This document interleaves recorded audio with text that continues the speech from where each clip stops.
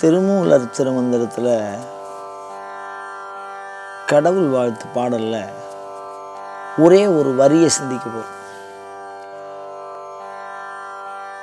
போற்றி இசைத்து உயிர் மண்ணும் புனிதனை நாற்றிசைக்கும் நல்ல மாதுக்கும் நாதனை மேற்றிசைக்குள் தென்திசைக்கொரு வேந்தனாம் கூற்றுதைத்தானை யான் கூறுகின்றேனே.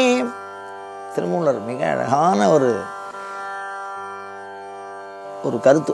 அவருடைய பாடல்கள் ஒரு வருடத்திற்கு ஒரு பாடல், அதுவும் தியானித்து எழுதப்பட்டவை அப்படின்னு சொல்லுவா. அவ்வளவு அடர்த்தி, அவ்வளவு ஒரு செறிவு. அந்த செறிவினால தான் ஒரே ஒரு வார்த்தையை தான் பார்க்க போகிறோம். என்னன்னா, போற்றி இசைத்து இன்னுயிர் மண்ணும் புனிதன். புனிதன்னா என்ன அப்படின்னா, பாவம் இல்லாதவன், மலம் இல்லாதவன், நன்மைகளின் அடையாளமாக இருப்பது. இதுக்கு பேர் தான் புனிதன்னு பேர். சிவபெருமானை புனிதன்கிற வார்த்தையினால அவர் விளக்கி சொல்லுகிறார். இதைத்தான் நாம் தேடுகிறோம். பாவம் துன்பத்திற்கு காரணம், அதனால துன்பம் இல்லாதவன். புனிதம் இன்பத்திற்கு காரணம், அதனால நல்வினைகளை அருளக்கூடியவன். நல்வினைகளாக, நல் சிந்தனைகளாக, நல்ல செயலாக சிவபெருமான் இருக்கிறான். அதுதான் புனிதன்கிற வார்த்தையை சொன்னார். ஏன் புனிதன்னு சொல்றான்னா, நாம அழுக்கா இருக்கோம். அப்படி அழுக்கா இருக்கிறதுனால தூய்மையா இருக்கக்கூடியவன் இந்த அழுக்கினை நீக்க வல்லவன். வைத்தியம் பார்க்குற வைத்தியருக்கே வியாதி இருந்ததுன்னா அந்த வியாதியே தொத்து வியாதி ஆகிடும். முதல்ல தான் ஆரோக்கியமாக இருக்கிறவா தான் அடுத்தவளை வைத்தியம் பண்ண முடியும். அது மாதிரி தான் புனிதனாக இருக்கக்கூடியவன் அடுத்தவனுடைய பாவத்தை போக்கக்கூடியவன். அதனால் புனிதன்னு சொன்னான். அடுத்தது என்ன சொல்கிறாருன்னா, மண்ணும் அப்படின்னா நிலைத்த. அப்போ அழிவே இல்லாத நித்திய சத்தியமாக இருக்கக்கூடிய மாறுதலற்ற தன்மையை இறைவனுக்கு உண்டு. அதெல்லாம் மண்ணும்னு சொன்னான். அது எங்கே இருக்கானா அப்படின்னா, இன்னுயிர் மண்ணும்னா உயிர்களிலே நிலைத்து தங்கி இருக்கக்கூடியவன் தான். அப்போ உயிர்னு சொல்லியிருக்கலாமே, அது என்னது இன்னுயிர் மண்ணும் அப்படின்னு சொன்னால், இன்னுயிர் மண்ணும் அப்படி அந்த இன் அப்படிங்கிற வார்த்தையினுடைய அழகு என்ன அப்படின்னு கேட்டால், உயிர் மண்ணும்னா உயிரில் இயல்பாகவே எல்லா உயிர்களுக்குள்ளேயும் இறைவன் தங்கி அவரவர்களே இயக்கி இருக்கிறான். கூத்தாட்டு விப்பானைன்னு பேர். சாமி இது உள்ள வெளிப்படாமல் அப்படியே எல்லா உயிர்களுக்கும் அதன் இயல்பில் நிலைப்பதற்கு அவரே காரணமாக இருக்கிறார் என்று சொல்லுகிறது அழகாக சைவ சித்தாந்தம். எல்லாருடைய இயல்பாகவும் சிவபெருமானே இருக்கான்.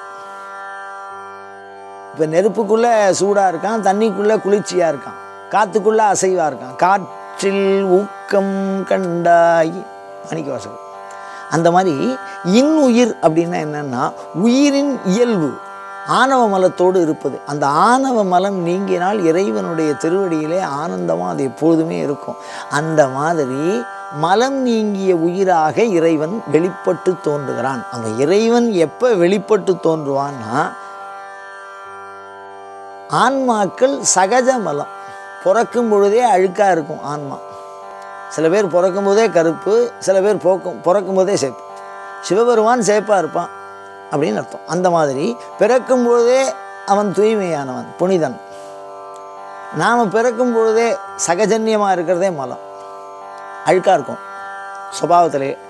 அப்படிப்பட்ட அந்த பிறவியினோடு தொடர்ந்த ஒன்றை நீக்குவது அரிது. சிவபெருமான் அருள் மட்டுமே அந்த ஆணவ மலத்தை நீக்கும். அதனால் அப்படி மலம் நீங்கிய ஆன்மாவில் வெளிப்பட்டு விளங்கி தோன்றி பிற உயிருக்கும், அப்படி தன்னை வணங்குகிற உயிருக்கும் ஆனந்தமாக இருக்கக்கூடியவன் சிவபெருமான். அதெல்லாம் இன்னுயிர் மண்ணும்னார். ஆமாம், இப்படிப்பட்ட இறைவன் பாவத்தை போக்குறான், புண்ணியத்தை கொடுக்குறான், நிலைச்சு நம்ம மனசில் நிற்கிறான். அந்த மலம் நம்ம ஆன்மாவிலேருந்து போச்சுன்னா நமக்குள்ளேயே நிலைச்சு நிற்கிறான் அப்படின்னு சொல்லக்கூடிய இந்த இறைவனை நாம் எப்படி அடைய வேண்டும்னு ஒரு எண்ணம் வருமோ இல்லையோ. அவ்வளோ ஒரு அற்புதமான பொருள் இருக்கும்போது அதை அடையணும் அப்படின்னு நினைக்கிறதுல என்ன தப்பு? அதனால தான் என்ன சொன்னார்னா, அதை அடைவதற்கு ஒரு வார்த்தையில் ஒரு வழி சொல்கிறார் பாருங்க. போற்றி இசைத்துன்னார். போற்றி இசைத்து அப்படின்னா என்ன? போற்றுறதுன்னா பூஜை பண்ணுறது, இசைக்கிறதுனா வேத பாராயணம் பண்ணுறது. வேதமோடு ஆகமும் மெய்யாம் அவரே சொல்லுவார். வேத வழியிலேயும் ஆகம வழியிலேயும் சொல்லி இருக்கக்கூடிய வகையிலே இறைவனையும் தன்னையும் உணர்ந்து அந்த இறைவனுக்கும் நமக்கும் உண்டான உறவு முறையை உணர்ந்து அதன் வழியாக நாம் நம்மளுடைய துன்பங்களை விலக்கி கொள்ளவும் நாம் இன்பங்களை பெற்று மகிழவும் மிகவும் உதவுவதாக இருக்கக்கூடிய சிவபெருமான். அதான் எவ்வளோ அழகாக சொல்கிறார் பாருங்கள். போற்றி இசைத்து இன்னுயிரு மன்னும் புனிதனை.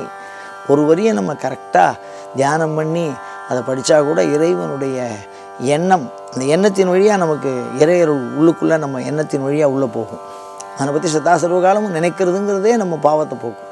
தியானேன ஞானமஸ்னுதே. அவனை பற்றி நினைப்பது என்பது ஞானத்தை நமக்குள்ளே ஏற்படுத்தும். ஞானமானது பாவத்தை அழிக்கும்.